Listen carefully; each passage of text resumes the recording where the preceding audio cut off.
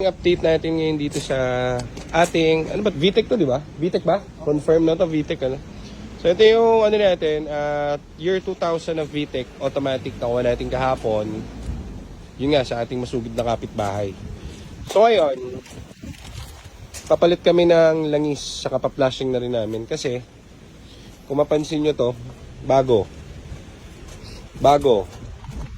Tapos, may resibo siya rito ng, tago na lang natin yung check. Ayan. Kano ba to? 26,000. Puro kulan. 26,000 yung ginastos niya. Sa alignment. Ayan.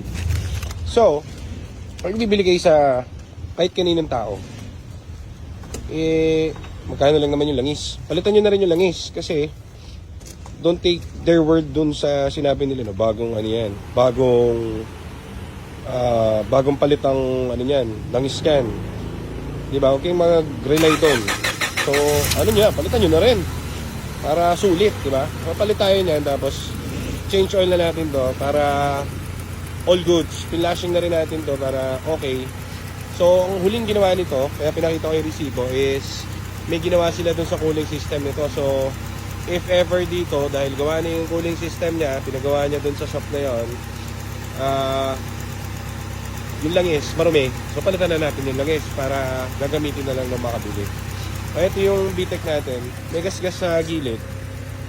Tama. Tapos, garahe queen na to. Hindi na nagagamit dun sa... Hindi na nagagamit ng may-ari. May-ari, babae. Dun sa video natin. So, ito yung loob. Select namin yung ano neto, umiilaw naman yung check engine niya. So, yan. Sensya na kayo, feasible na kayo. So, pwede pa to, project car. Saka dun sa mga mahilig mag-Honda, pwede na to. So, eto, benta natin, 125k lang, naka-change oil pa at lahat. Patit yan. Patit chassis yan, tapos, nagamit naman namin, wala namang issue, wala namang problema.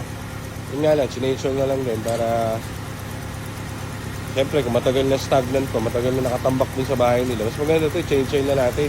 Mamaya, yung bibili nito, kaproblema pa pag binili. So, yan.